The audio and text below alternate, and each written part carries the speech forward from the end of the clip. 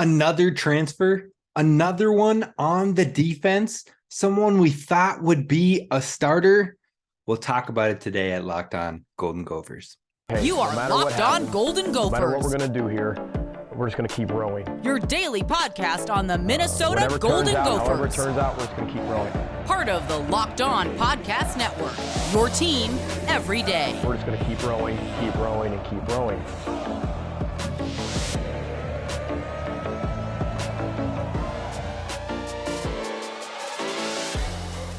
You're listening to Locked On Golden Gophers, part of the Locked On Podcast Network, your team every day. My name's Kane Rob, host of the podcast, former collegiate football video coordinator and recruiting assistant, here to talk Golden Gophers with you each and every day of the week, Monday through Friday. And we're finishing off the rest of February every single day. So you got your Saturday, you got your Sunday this week as well. We're going to wrap it up with Gophers galore. So get ready for it. Be sure to hit subscribe. Do not miss any of this content. And I've got big plans for this channel, folks. So tell your friends, tell your family, tell your loved ones, let them know this is the place to be when it comes to Gophers content. We're going to have away games. We're going to have live shows after all the away games for the football season. Hopefully I'll be able to get some friends on the show as well, like our friend Daniel House. I'm hoping to have him here, and we'll get a little wine line going, get a couple of the fans on the show with a little quick call line. So definitely don't miss out. Hit subscribe on YouTube so you do not miss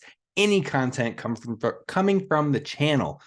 Now, today we're talking about another defensive departure. Another player has hit the portal, and it was very unexpected, if you ask me.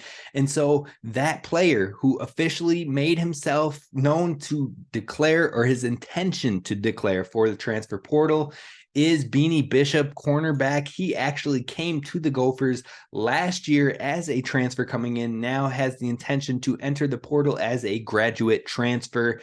And you know, this has a big impact for that cornerback room, in my opinion, because it was already looking more shallow. You already had the defensive departure from a multi-time starter and a guy who could be drafted to the NFL in Terrell Smith.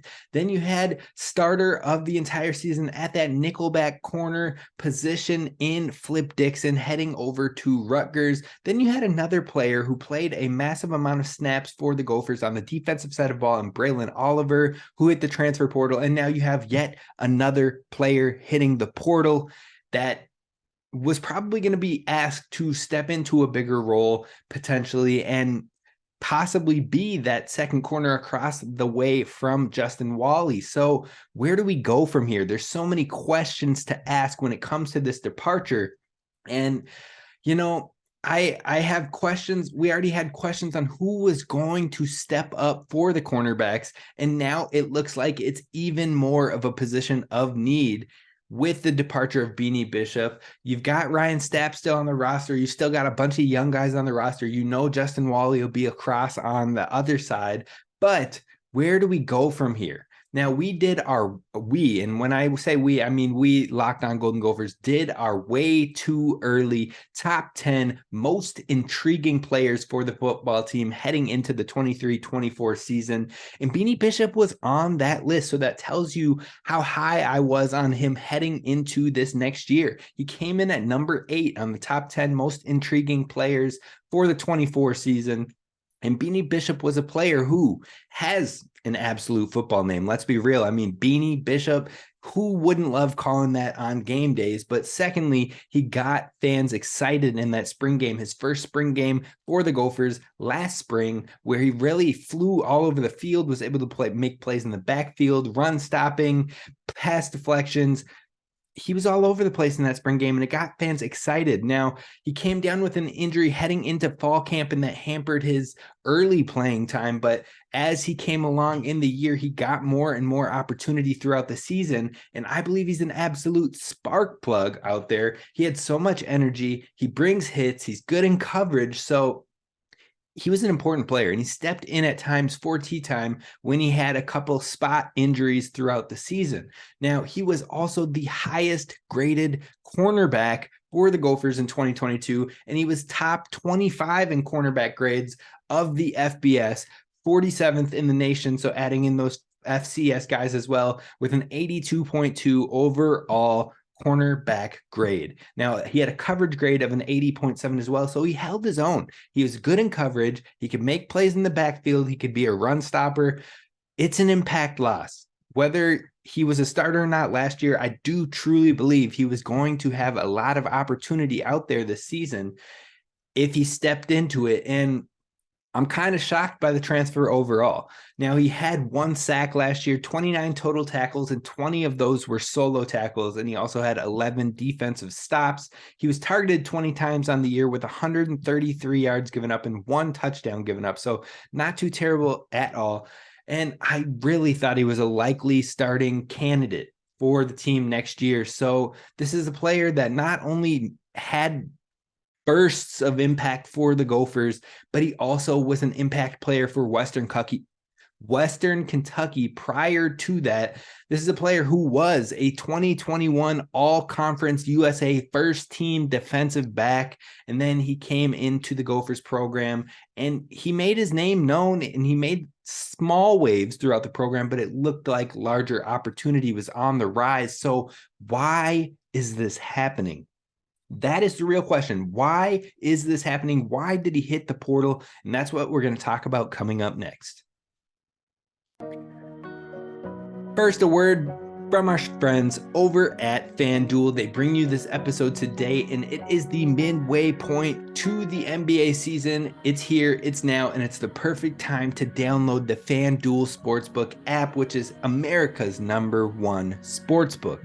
So new customers, get this, get a no sweat first bet up to $1,000. So that means if you go out there, you place your first bet and you win, good on you. You just won. So congratulations. But if you place that first bet and you lose, no sweat. Get it? No sweat. So you can have up to $1,000 in bonus bets, even if you lose on that first bet. All you have to do is download the FanDuel Sportsbook app. It's simple, it's safe, it's secure. That's the best things you want in an app. And also, it's super easy to use, so definitely check it out. If you're like me, you would be betting on the Celtics because that is the squad. And when we're talking about the NBA, but knowing Minnesota fans, Minnesota Gophers, I get it if you're a Timberwolves fan, but not all of us. I had to have one squad, ever since I was 10, I had to have one squad that was not always giving me heartbreak, and Celtics managed to do that for me. So now I am a loyal diehard through and through. Whatever it is, whatever you want to bet on, money line, spread, total, you name it, they've got it for you over at FanDuel Sportsbook. So don't miss a chance to get your no sweat first bet by going to FanDuel.com/lockedon. Again, that's FanDuel.com/lockedon. Make every moment more with FanDuel, official sports betting partner of the NBA. All right, the reason we're all here, Gophers fans, and that is to talk about this transfer departure that we have coming from Gophers cornerback Beanie Bishop.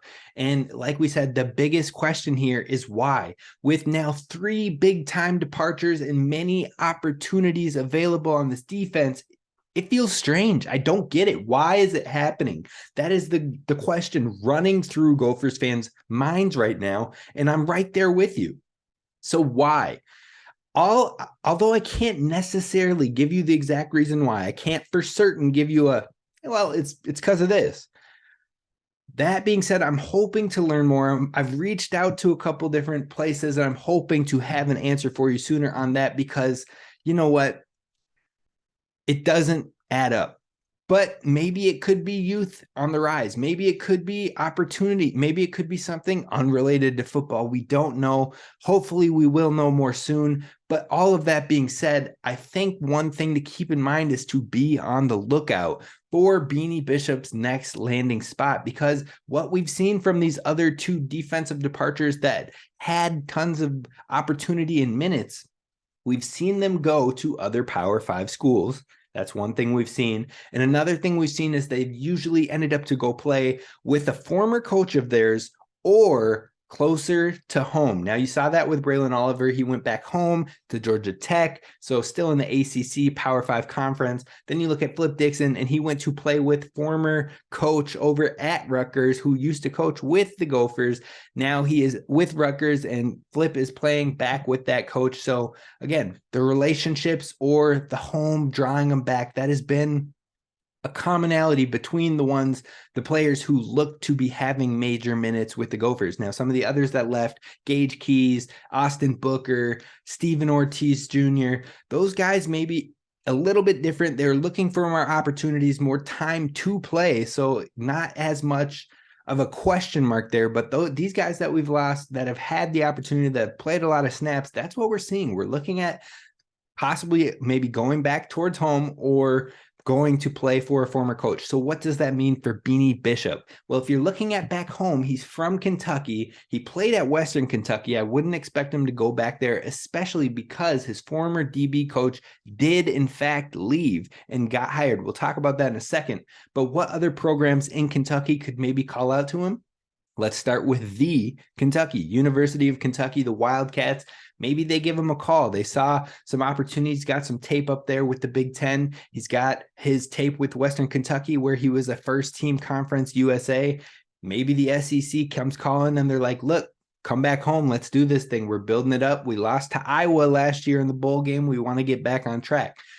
Or another option that is in Kentucky is Louisville over there in the ACC. It could be an option, and also that would be coming from a former Big Ten coach in Brom, coming from Purdue. So maybe, just maybe, he has his eyes set on some impact transfers coming over from the Big Ten. Both of those could be options, but I think the most realistic option, the one to be on the lookout for, and the one that absolutely would not shock me to see him commit there, is Ole Miss.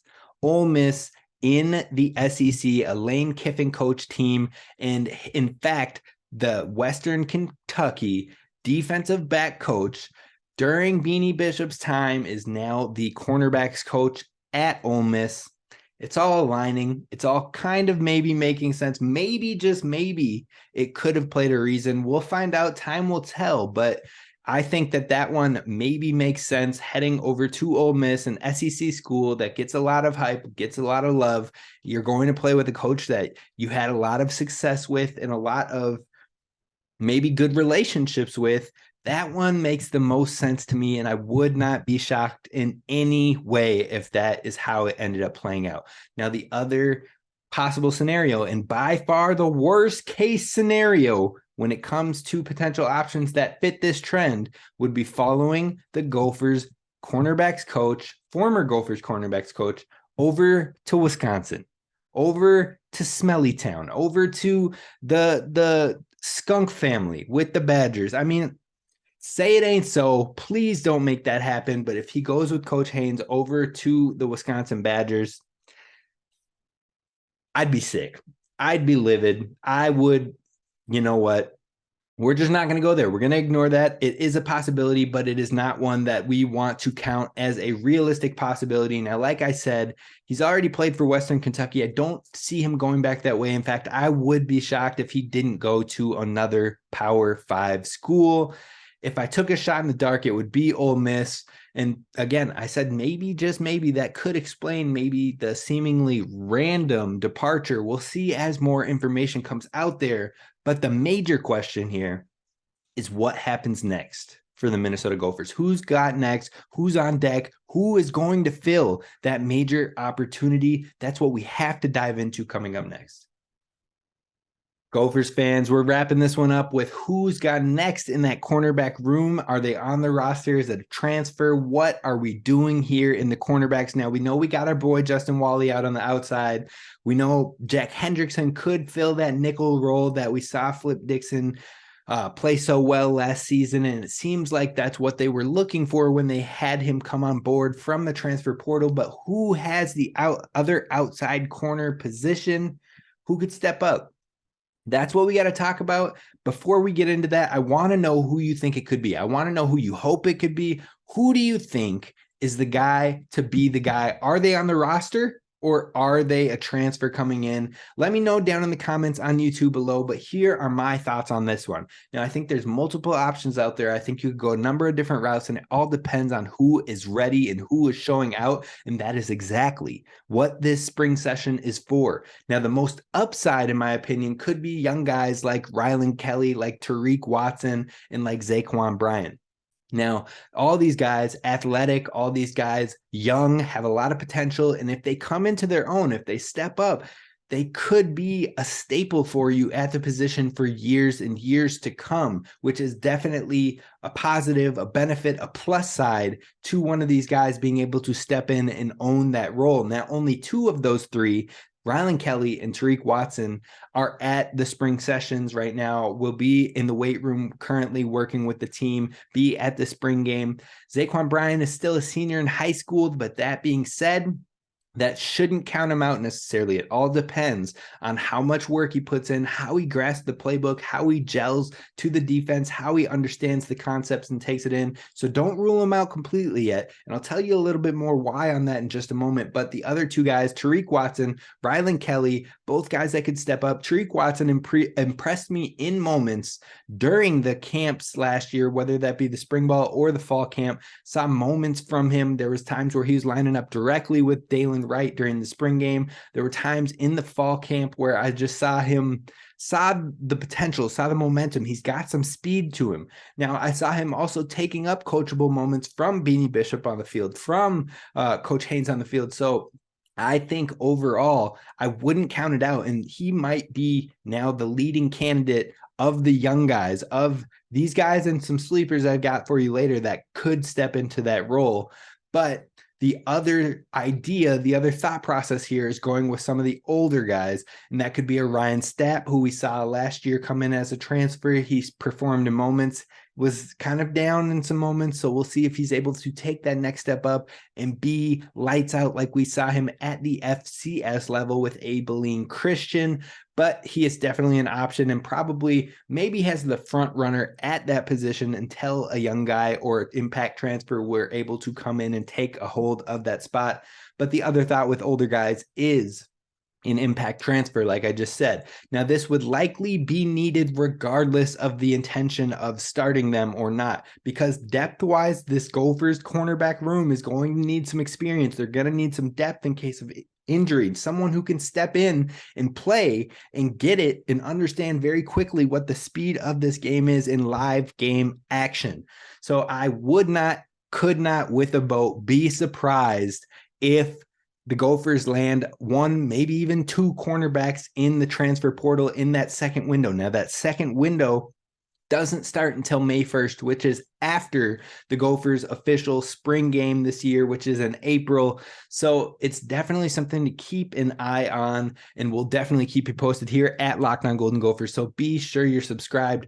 But the reason I say not to count Zaquan Bryant out is because an impact transfer won't have had any of these spring sessions, any of these spring game, any of the defensive system and the playbook and the understandings, just like Zaquan Bryant wouldn't. So we've seen freshmen all over the country step in and learn things. It's all about how quickly you grasp on. So if he's able to come in here and grasp it, just like an older guy will have to come in here and grasp it and play up to the speed, even as a transfer. That's why you can't rule guys out like that, because in the end, talent can win out. It just comes with understanding and knowledge and ability. So all of that meshed together, I think Tariq Watson, Zaquan Bryant, Rylan Kelly are all high upside guys, most upside guys on the youth side. Then you got Ryan Stapp, and you've got possibly a transfer coming in. But who are some sleepers to throw out there before we wrap this out?